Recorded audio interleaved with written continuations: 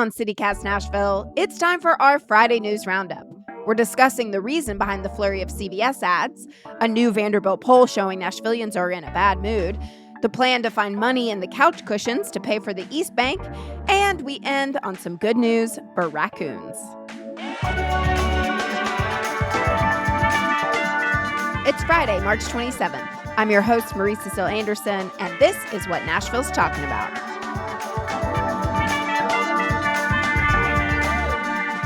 Nicole Williams, CityCast contributor, let me ask you a question. Do you pick your prescriptions up at CVS? I do not.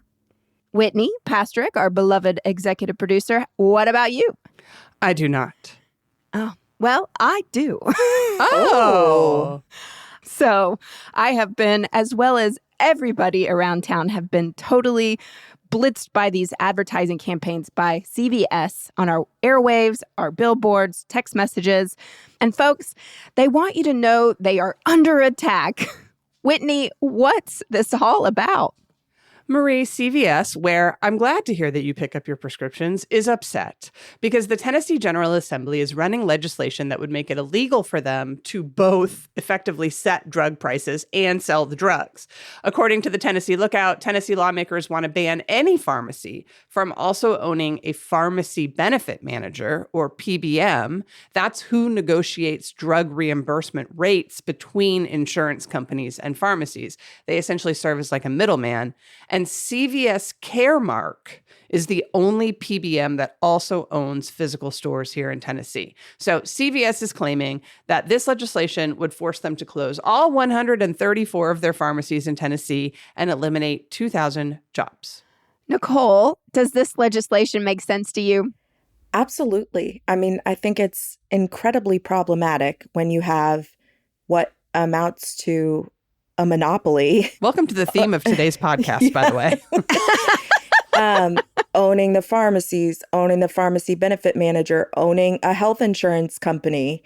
Like, you can't just own all of the things because then you can fix the prices. Well, Representative Afton-Bain is really pushing back on the ad blitz, asking Attorney General Jonathan Skrmetti's office to investigate whether the ads are deceptive and coercive. Nicole, you are not a lawyer, but do her concerns have merit? I mean, I obviously can't speak to the legal merit. I think they have a right to lobby the public to contact their legislators, to vote a certain way on legislation. I don't think attacking the ad campaign is the way to go. I think trying to sell your point of view in the court of public opinion is the better option. And like, given that this has support from Republicans in the state house, like, this could be a rare bipartisan effort. It does surprise me, to your point, Nicole, that there aren't any counter ads running saying CVS is allowed to both set the prices on your drugs and sell the drugs to you. Does that seem right? Contact your legislators. But instead, we're just flooded at every turn with these patently ridiculous ads featuring CVS stores that do not exist in reality, where the kindly pharmacist has like a generations long relationship with his customers whom he knows by name. Like, the one closest to my house is barely a store. Like, it's mostly just a parking lot for skinny dentists at this point, where they also sell the occasional energy bar. Why are they trying to play on our emotional relationship to CVS? I mean, Walgreens is trash, but I at least remember them from when I was a kid, you know? I love my CVS. This is actually sad. Why do I love them? Because of the coupons. Remember, this is the establishment that when you check out, you get a football field worth of coupons. Anyway, we'll see how this develops. Which one do you go to that is nice? That one, the Skinny Dentist parking lot. The Skinny Dentist CVS? Yes. I love that one. Speaking of the state legislature, let's catch up on what happened this week. Whitney, is it just me, or are they in a hurry to get out of here? It sure seems that way, Marie. It's like the weather got nice and they're like, anywho, we're done. Right. A bunch of stuff hit the chopping block this week, and we love to see some of it. Please join me all in pouring one out for the No Pride Flag or Month Act, part of Republican Gino Bolso's annual slate of hate. It died in committee. You can probably imagine why. It's a little thing called the First Amendment. Also dead for the year, according to the Tennessean, is Bolso's Banning Bostock Act, which would have stripped anti-discrimination protections for LGBTQ plus Tennesseans, as well as a bill that would have allowed private entities to not recognize same-sex marriages. Like, we're married. No, you're not. Right. Sure. Okay. So anyway, those are dead. Republican leadership has moved a couple big things behind the budget: the grocery tax elimination bill and the expansion of state vouchers, where they're looking to double the number of vouchers that they give out. But Nicole, what does it mean when something is behind the budget? Marie, I'm glad you asked. Putting something behind the budget is basically a procedural maneuver that state lawmakers use for bills with a significant fiscal note. So if a bill carries a price tag, like expanding vouchers, ending the grocery tax or expanding vouchers, it essentially delays further consideration of that bill until the state's annual budget or the Appropriations Act is passed. At that point, lawmakers will know whether the bill was actually funded in the annual budget. If it was funded, if funding was approved, generally the bill will pass. I expect that to happen with vouchers. If not, as I would expect to happen with eliminating the grocery tax, the bill will die because there simply will not be funding in the budget to make the bill a reality. Nicole, is this kind of a fancy way of like calling the question on a bill? Like, we don't need to discuss this anymore. Everyone knows where they stand. Let's just fight about whether we want to give it money or not. I don't know that I would necessarily position it as that. I would say it's more like a deferral on a bill. Like, the bill is what it is, and it's not worth talking about it and passing it or voting it down until we know whether we have the money to actually make it happen. When you're looking at vouchers, it's hundreds of millions of dollars. And with vouchers, there's been a push in the Senate to potentially lower the amount of the expansion. So cutting back 5,000 vouchers or $35 million. So like those things will need to be worked out in the budget before they pass a final version of the voucher bill. Is there a chance also that that could impact some of these bills where we've got a different version that got passed in the House and in the Senate? I know that that's true of, for example, the barring immigrant kids from public schools / collecting data. They haven't quite decided which one of those they're going with. But the fiscal note, how much money they have to spend on that, is going to change the level of enforcement that they're able to do. Yeah, absolutely. The budget can almost become like a stand-in referendum on these like controversial bills because the amount of funding that gets put in the budget is going to, like you said, determine the level to which they can pursue these different priorities. When does the state budget come to fruition? Typically, the budget will materialize near the end of the session. And then quickly after that, the fate of these bills that were placed behind the budget is determined. So they don't have a hard and fast deadline like Metro does, for example. The General Assembly itself doesn't have a hard and fast deadline by which they have to approve a budget, but the state budget year starts July 1. So presumably you would need a budget for the state budget year. If we're in session in July, we're in trouble. Very big trouble. Big trouble. The other thing we have to keep in mind is that Tennessee is also short on revenue this year. Yes. Because we did give so many billions of dollars back to companies like FedEx instead of keeping them for ourselves. Yes. Curious times, curious times. It's an interesting year. In the past few years, we've sort of had an embarrassment of riches to play around with at the legislature. And now they're having to make some tougher decisions. Well, speaking of embarrassment, finally, I'm really interested in the continuing fallout from Representative Bo Mitchell's decision to not give a second to Afton and Charlene's Homes Not Hedge Funds bill. According to the Tennessean, the House Democrat caucus is considering new rules that would prohibit sitting Democrats from supporting a primary challenge against one of their fellow Dems. This means they couldn't say nice things about a challenger, but it also means that caucus members could no longer help with fundraising or even introductions to donors or political supporters. Is that rule okay? No. Absolutely not. Doesn't make any sense. Really doesn't. I mean, that honestly means that, let's use Afton as an example, that Afton could not text me and say, Whitney, you know a lot of people. Would you mind getting a drink with my friend? Afton would not be allowed to do that, which would deprive me of a happy hour. But more importantly, this is like, what? It's not kindergarten. We can't make these rules. There seems to be a little bit of envy from state Democrats that state Republicans generally fall in line. But I would say it's easy to fall in line when you're in the supermajority and life is good. When you're fighting for scraps, sometimes you have to get a little scrappy. To me, it feels like it's revealing even more of this divide that we know exists within the state Democratic Party, which is this sort of push-pull between politicians and organizers. Yeah. And the more organizers who get elected to state office, and again, here, that is Afton Bain, that's Charlene Oliver, that's Justin Jones, this wing of people who came into office because they'd already been participating in social justice movements within their communities versus people who are elected because they're dudes who have money. Yeah. I think that divide is just getting wider, and I don't think this is the way to reconcile it. Not at all, because I'm sorry, but do you really think Afton Bain is going to be quiet? Do you think Justin Jones is going to be quiet because you passed a little rule? Come on.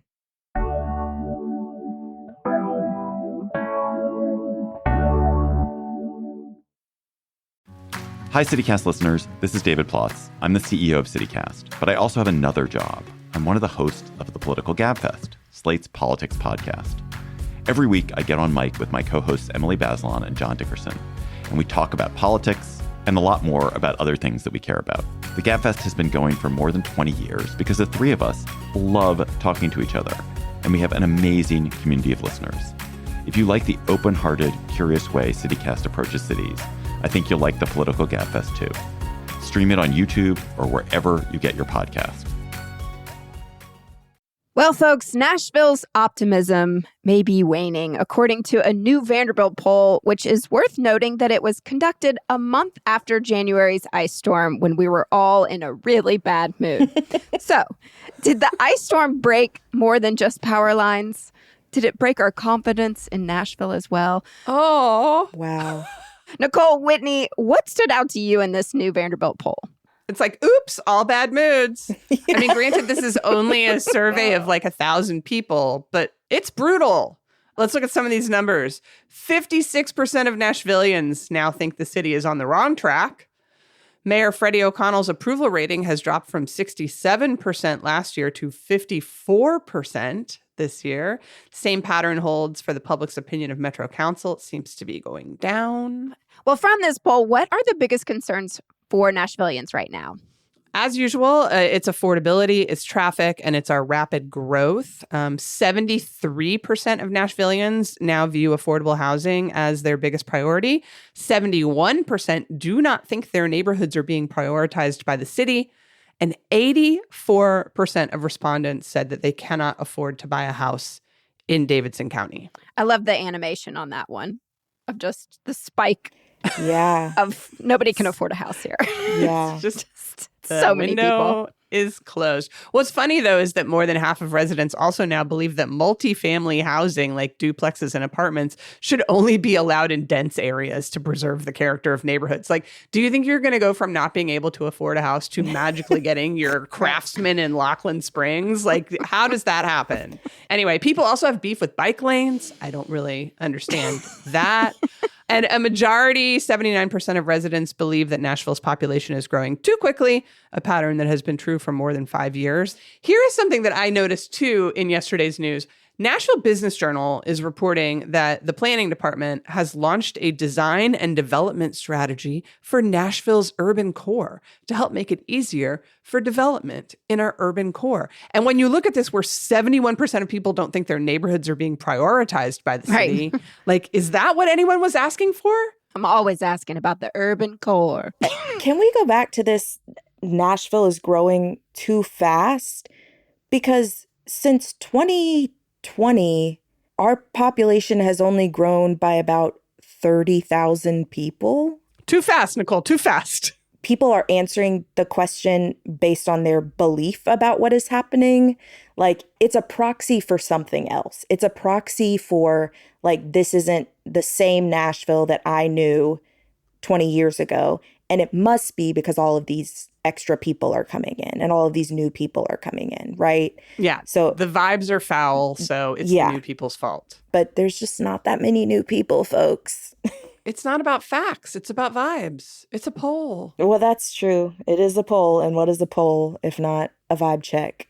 What I found interesting is they polled public opinion of NES, and NES is getting Trump numbers. They're at 39% approval. And it's the first time Vanderbilt's ever asked about NES in one of these polls. And I feel like that was kind of an awkward time. And honestly, the shift in how folks feel about Nashville, I would say NES is not helping their mood. This week, thanks to a new investigation from News Channel 5, we're learning that NES has actually gone back and revised their numbers of the amount of line workers they had responding to the ice storm in those very first few days. So on day one of the storm, initially NES reported having 160 line workers ready to work. However, now the new workforce numbers are revised to 405 line workers.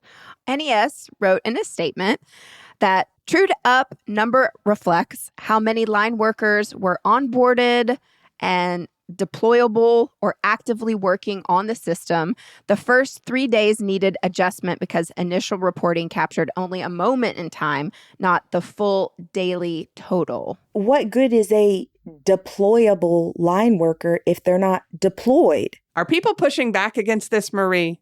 Oh, yes. We are hearing from several Metro Council members who were completely sideswiped by these revised numbers, calling them spin doctors. Courtney Johnston. Had to be. Yes. I didn't even read this, but that has to be Courtney Johnston. Mm-hmm. Yes. So what do y'all make of these revisions? Do we trust NES? No. If I was them, I would say stop Streisand affecting this whole thing. Like, just quit talking about it. Let the commission, the Bredesen Commission, do their little thing and deal with it in 6 months. But the more you talk about it right now. And let the Bredesen Commission, which I love that we're calling it the Bredesen Commission. Yes, now, I just dubbed it that. Congratulations. Let the Bredesen Commission put out these updated numbers, because then people might actually believe it. I was having breakfast with my father this morning, and I was talking to him about a few of the things that we were going to be talking about on the show. And so I ran this past him, and he said, "Why do you need public relations for a monopoly? Nashvillians don't have another choice. So why do you need a PR firm? Please sign up for our electricity." Don't you want to stop living in the dark? Right. Well, speaking of public relations, House Speaker Cameron Sexton has a new plan to help Nashville. Or is it a new plan to take over Nashville? You be the judge. Under legislation being drafted right now, $300 million could be rerouted from the Music City Center to the East Bank to help with infrastructure costs that Metro will have to shell out to build Nashville's next great neighborhood. Whitney, why does this convention center have so much money? Well, Marie, every time you go to Robert's Western World and you purchase your recession special, some of the sales tax revenue they collect from you is sent to the convention center. There's about 3 square miles of downtown and midtown that are considered the city's tourism development zone. Curiously, it's kind of an exact match of this urban core planning thing that planning is going to do. It's like that's a Venn diagram is a circle. And they put that in place when the Music City Center was constructed back in 2013. I personally would say that the tourists have been adequately developed since then. And right now, that zone is sending an average of almost $85 million every year to the convention center. So they're sitting on quite a bit of cash. Nicole, how does this feel to you? Obviously, if Metro doesn't have to pay for things like the East Bank Boulevard, that seems like it would free up a bunch of revenue that we could use for neighborhoods, for things like schools or sidewalks, right? I think that the interesting thing about this bill that really hadn't been discussed until Adam Friedman at the Tennessee Lookout dug into the actual language of the bill was the fact that they're not just diverting the funds. The state is also looking to create a new board to oversee those funds. Senator Jack Johnson was very clear when he was presenting this bill. This is not a state takeover of a metro board. This is not a state takeover of a board. Please don't sue us. Please don't sue us. But really, it is an end run around the existing authorities like the Convention Center Authority and the East Bank Authority and Metro to put that excess funding into the hands of a state-controlled board who will then decide what to do with it. And it won't just go to the East Bank. It could also be used to pay for things like security costs downtown. So say the RNC wanted to come to town. Have we heard this before? We have. We said no the first time. The Metro Council might not have to approve any security funding if this new board is created. I think this is a much more insidious story. Cameron Sexton, it appears, has been looking for a way to take some power back when it comes to the East Bank and like downtown in general. And this might just be it. What is Jack Johnson doing up in all of this, by the way? Isn't he busy with the underground? Shouldn't he be down there in his Teenage Mutant Ninja Turtles and leaving all of us on the surface alone? He's in his creating boards era. He is in his creating boards. Oh. Well, another thing that this legislation would do is transfer some of the funds from the convention center into an all-new marketing department designed to help attract major events like the Super Bowl to Nashville. Wasn't the stadium supposed to do that? I didn't realize we had to. I thought we were doing the $2 billion for the stadium so we could get a Super Bowl. I didn't realize we had to do more. We have to market now that we're building the building, but that's not enough. But nobody knows that we built the building? No, it's Nope. really, really underground. It's like an indie stadium. The NFL doesn't know about this? I thought they It's had to sign bubbling off on it. Oh, man. Does this mean we have to pay to get WrestleMania here? Because I was assured that WrestleMania was very interested. I mean, it's driving me insane. And of course, we go back to that whole conversation of why? Why are we obsessed with having a Super Bowl here? And it's this, they are convinced that the economic impact is going to be worth it. But to your point, Nicole, we already spent $2 billion on a stadium. To get a Super Bowl. Now we have to spend more money on marketing. So look at all the money we're just throwing. And then I guess we're going to recoup all that because it will mean full hotel rooms and lots of people eating in restaurants for a week. Except we already have full hotel rooms and lots of people eating in restaurants every week. I don't get it.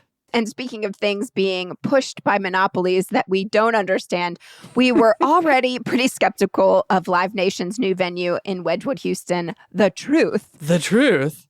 And that was before they started spray painting ads in front of local independent venues.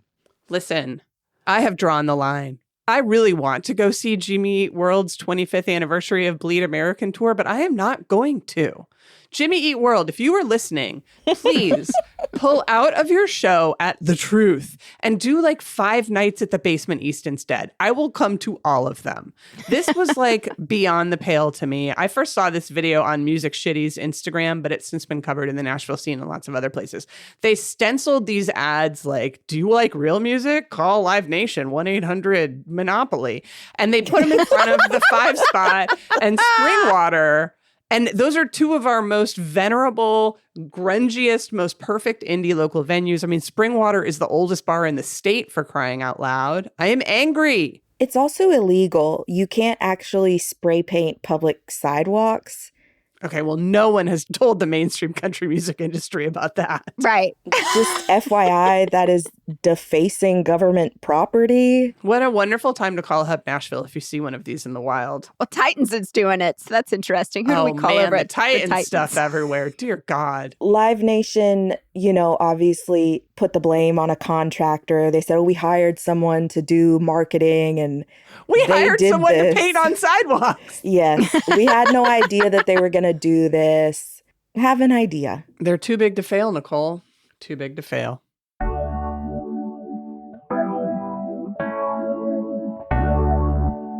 Donna, good news. Once upon a time when we were just a baby podcast, we used to play a game called Real or Fake Nashville Headlines. And this would have been a really great one. According to the Tennessean, a bill in the legislature right now would make owning a raccoon cheaper. Real or fake, Nicole? It's real. It's real. That's right. It's real and it's spectacular. SB 2354 would ease the purchasing of a raccoon by waiving the personal possession permit fee. Your raccoon would need to be properly vaccinated and acquired from a legal source. You can't just go up and grab a little guy who's rummaging through the trash cans. You have to get a raccoon What dealer. if I have a religious objection or a deeply held belief against vaccines? Because I don't have to vaccinate my kids. Oh, Why do I have to vaccinate my pet raccoon? You could seek a vaccination exemption, I'm sure, due to your deeply held religious beliefs against vaccinating raccoons. I love raccoons. Raccoons are great. Raccoons are Tennessee's official wild animal, and I think they should stay that way. Wild. well, we have some celebrity news this week. Casey Musgraves dressed up like Ronnie Dunn and sang Neon Moon at Robert's Western World last weekend. And can I just say I missed it by one day. I was there on Sunday night. She was there on Saturday. Marie. I know. I mean, who doesn't want to sing Neon Moon? I was at East Nashville Beer Works earlier this week, and they were playing like an 80s and 90s country playlist, and it was chock full of Brooks and Dunn, and also Randy Travis, and Clint Black, and Shania, and everybody on the porch was sitting there trying to have their like happy hour conversations, but they kept interrupting each other because someone would break out with like, I saw the light, I've been baptized. Like no one could control themselves. It's the best music. Current country music just doesn't hit that way. My favorite local celebrity news story this week was that a man down in Brentwood made the unfortunate decision to get in a physical altercation with Reacher.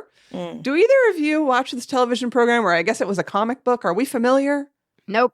I don't watch it, but I did see the movie with Tom Cruise, right? Okay, sure. Oh. Yeah, there was a movie, you're right. You know, and the premise of Reacher basically is that there is this very large man named Jack Reacher, and what he does is he beats people up. I think Defectors headline really nailed this one. Suburban homeowner starts, loses fight with enormous Jack Reacher star Alan Ritchson. Seems like Ritchson and his kids were riding motorcycles through their Brentwood neighborhood when a man named Robbie Taylor decided he'd had enough of that noise and decided to step in front of Ritchson's motorcycle, which made the very large man fall off.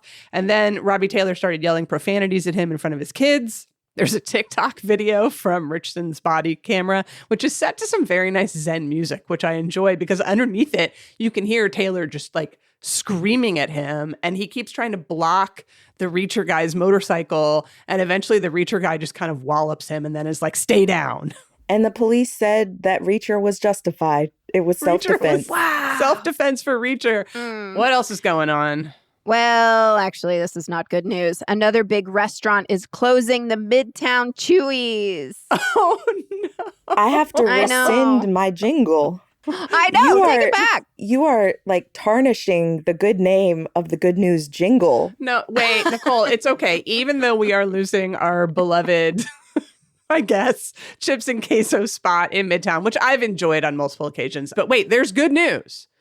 If you go to West End Chili's right now and order a Frosty Marg, you can pick up a custom Music Valley Archive bumper sticker while supplies last. Our good friends at Music Valley Archive have recognized, even before the Vanderbilt poll came out, that fun levels in Nashville have dropped to an all-time low. And so they're stepping up with this margarita initiative, and we thank them for their service. Also, apparently, rumor has it that if you show up wearing any Music Valley Archive merch at the West End Chili's, you might walk away with a free West End Chili's t-shirt. What are we doing this weekend, Marie? Oh, well, folks, tomorrow night I am going to Heated Rival Rave at Brooklyn Bowl. Doors are at 8, and the dancing starts at 9. This, of course, is in honor of the HBO show Heated Rivalry. And I've got lots of friends going. We're going to dress up in our best 90s gear and dance the night away. The Vandy women, Vanderbilt's women's basketball team play Notre Dame today at 1:30. They're in the Sweet 16. It's the first time they've been there since 2009. They say anchor down. I say anchor up, ladies, all the way, steaming ahead to the Elite Eight. Let's do it. We have another nationwide No Kings rally tomorrow morning with rally locations across the state and all around Nashville, including Franklin, Lebanon, and Ashland City. Locally, folks will be gathering around Wasiota Park down by the stadium for a rally and a 1-mile march. As always, if you are going this weekend, please be safe and make good choices. The flyer I saw featured a raccoon. So congrats, raccoons. You are having That's a some moment. good marketing. It is some good marketing. And I also appreciated what someone on Reddit said, which was, remember, it's a trash can, not a trash cannot. That's good. I like Now, that. give me a shirt that says that. And this week's episode of Your City Could Be Better is with CityCast Austin host Nikki Devon. And it's about affordable housing in Austin and how they're building more rental units than other cities, though still not enough. Nicole, I'm sure you have thoughts about that. This episode will go up on CityCast feeds on Sunday. I will look forward to hearing it. And then, hey, just a shout out to all our members. We had a blast with you last night at the Lipstick Lounge doing karaoke. What a fun time was had by all. Hey, listeners, if you're not a CityCast Nashville neighbor yet, why not? What's wrong with you? We're terrific. Go to membership.citycast.fm and join. Right now, you get ad-free listening, lots of great perks, weekly events, newsletter that tells you everything you need to know about things like heated rival raves. Yeah. Join us. We're fun. Join us. We are fun. Thank you. That's it. We did it. We It's all did over. it. Is it going to be a hot weekend? Hot. Hot. Steamy. Hot. Certainly at the For rave. the All rival right, rave. folks. Have a wonderful weekend. Bye.